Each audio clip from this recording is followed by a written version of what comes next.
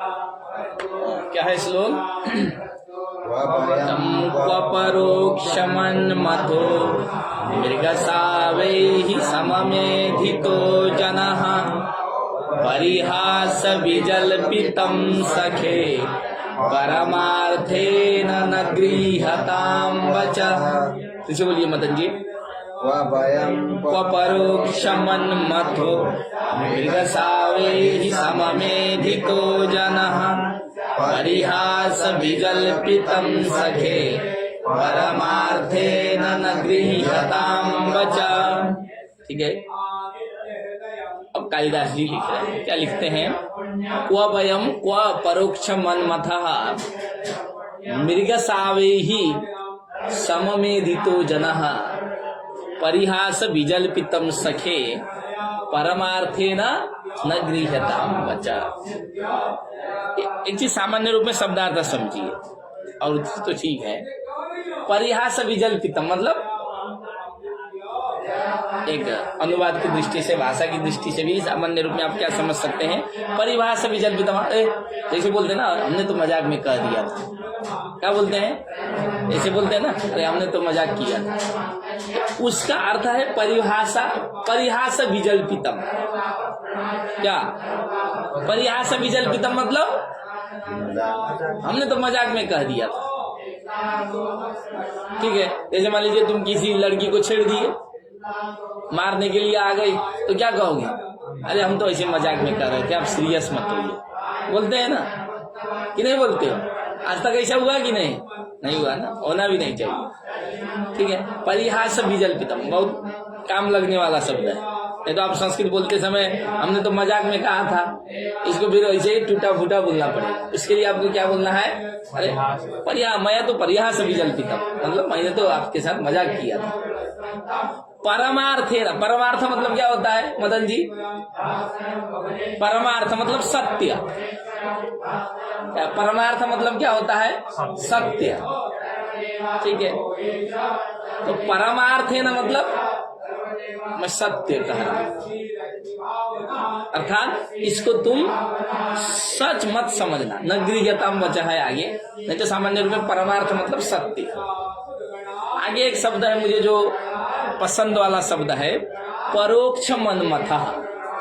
ये बहुत मुझे पसंद शब्द है इस श्लोक में। परोक्षमन्मथः मतलब काम के कुछ नाम है ना, आपको याद किए होंगे। मदनः,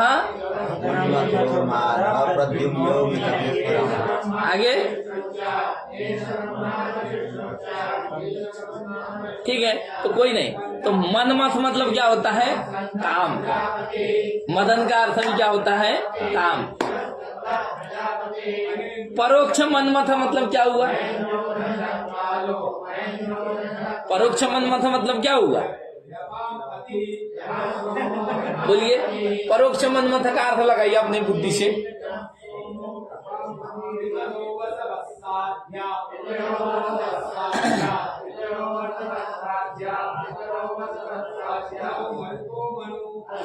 अरे मनमथ मतलब काम जिससे परोक्ष है, मतलब काम रहिता। इसलिए मुझे ये शब्द पसंद है। क्या समझे? परोक्ष मनमथा मतलब काम रहिता। भद्रराज जी समझे कि नहीं? जो काम सहित होगा उसको क्या बोल सकते हैं? अब यदि काम रहित को परोक्ष मनमथा कह सकते हैं, तो जो काम सहित होगा उसको क्या बोल सकते हैं? बताइए। संस्कृत भाषानुवाद की दृष्टि से भी करना है ना।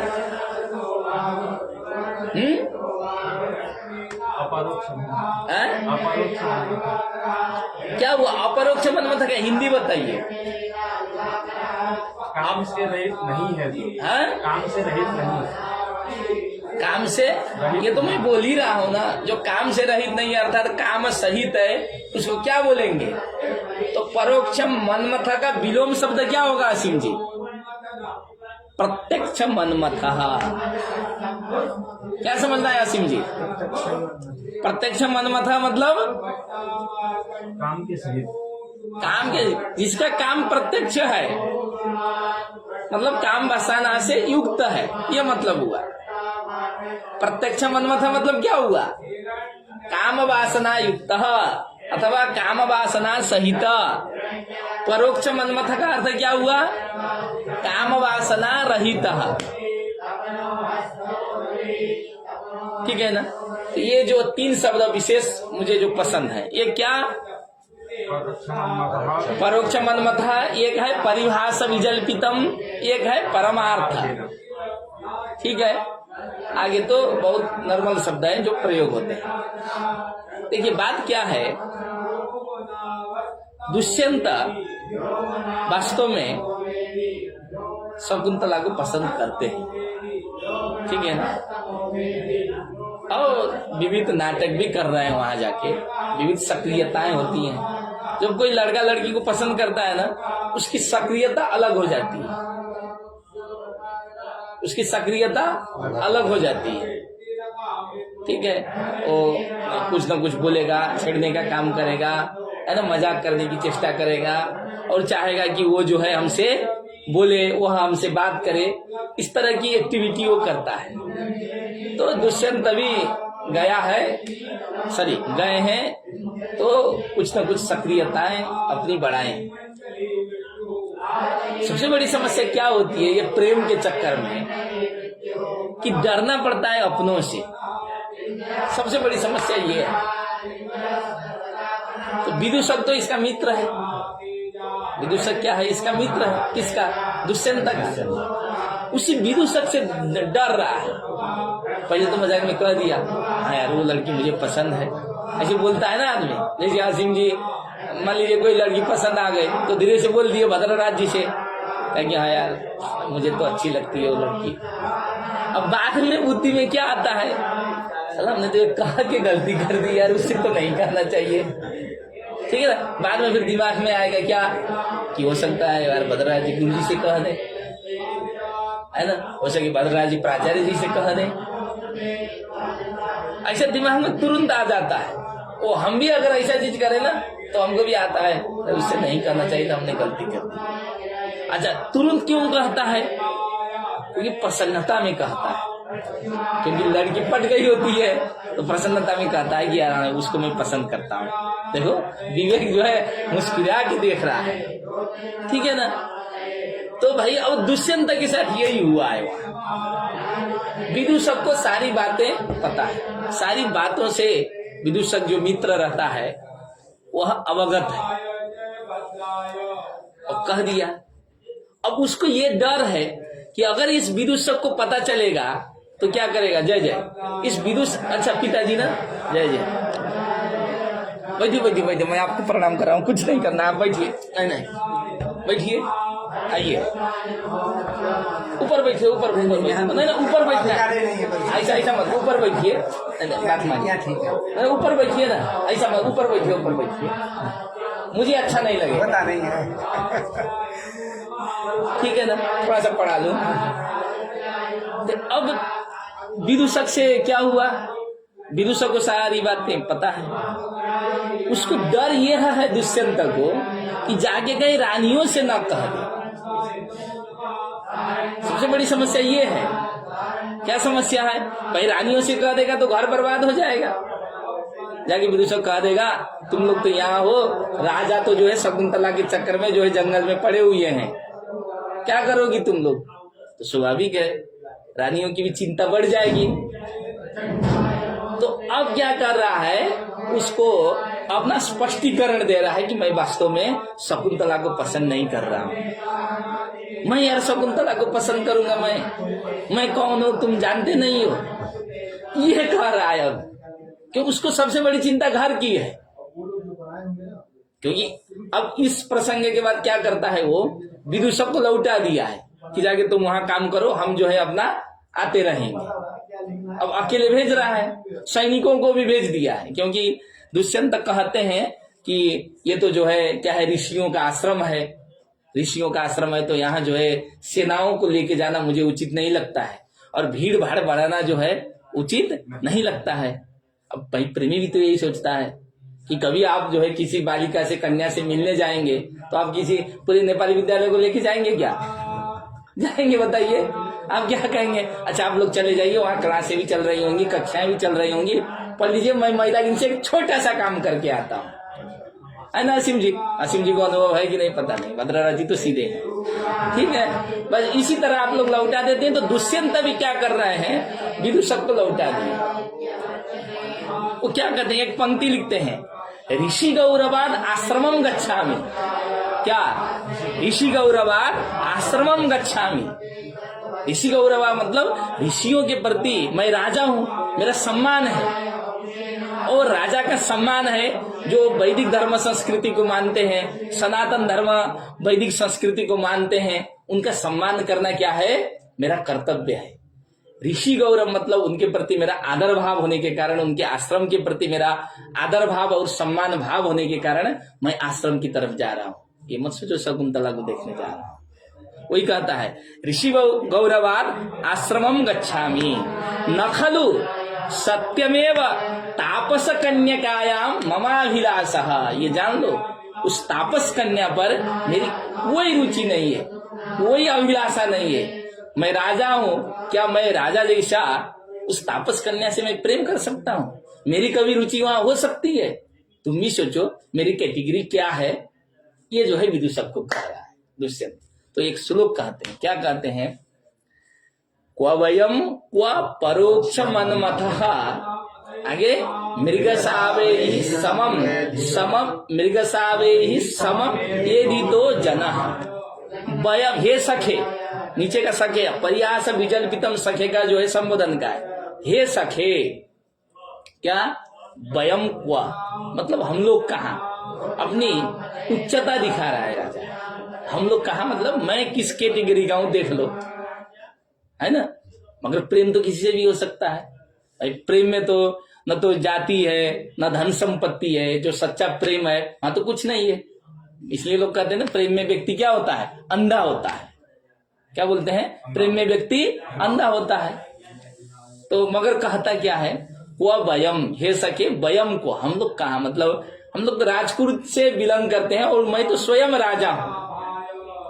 और तुम जिसके ऊपर आशंका कर रहे हो कि हम प्रेम करते हैं, वह कौन है? एक सामान्य रूप से कह दिया कि परोक्ष मनमथः। क्या है अन्वय, क्या था, वयम, हे सखे वयम क्व मृगसावे ही समम येदितो जनः क्व। मृगसावे मतलब मृग के जो बच्चे होते हैं उनको मृगसाव बोलते हैं। मृग के जो बच्चे होते हैं उसको क्या बोलते हैं, मृगसाव। समम के योग में जो है तृतीया विभक्ति हुई है, साकम समम के योग में क्या होती है, तृतीया विभक्ति होती है। तो मृगसावे ही समम, मृग के बच्चों के साथ। येधिता, येधिता कहाँ का रूप है, किस धातु का रूप है येधिता? ये धातु, ये धातु का त प्रत्यय करने पर क्या बनता है, येधिता, मतलब बड़ा हुआ। येधिता का अर्थ क्या हुआ, बड़ा हुआ।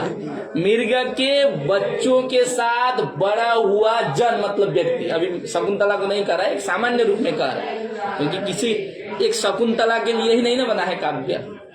जो कवियों का जो भी कथानक होता है वो सामाजिकता को लेकर के होता है, किसी व्यक्ति को लेकर के नहीं होता है।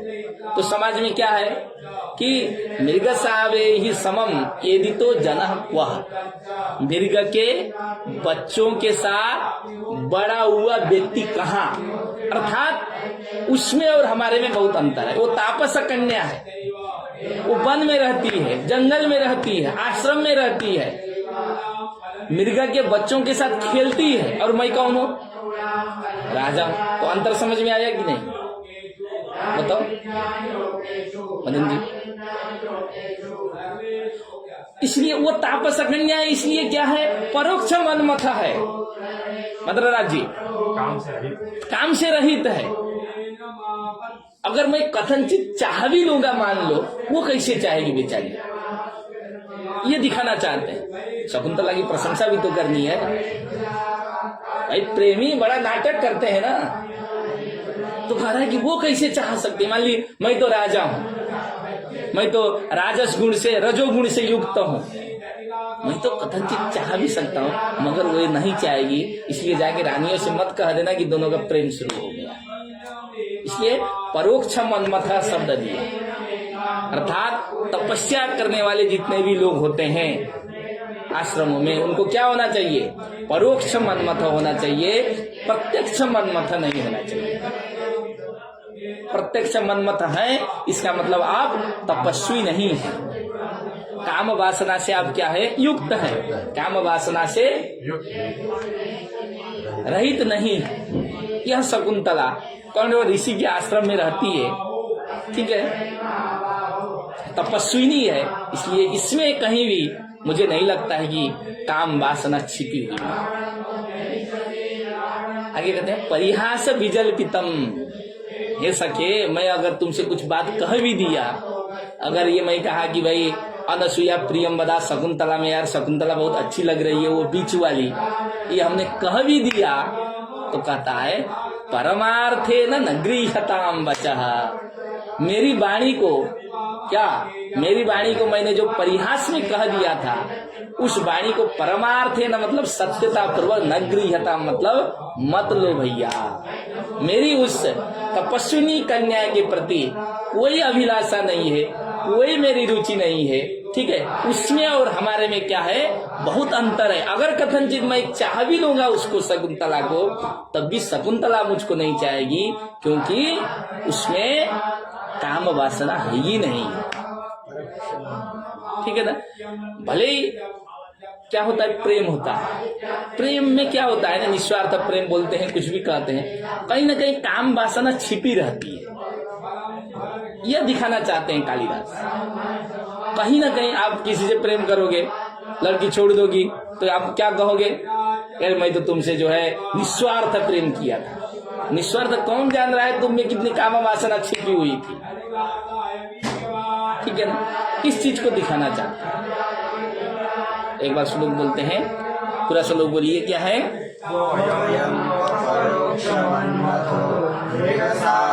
समं जनः परिहास विजल्पितं सखे परमार्थेन न गृह्यतां वचः।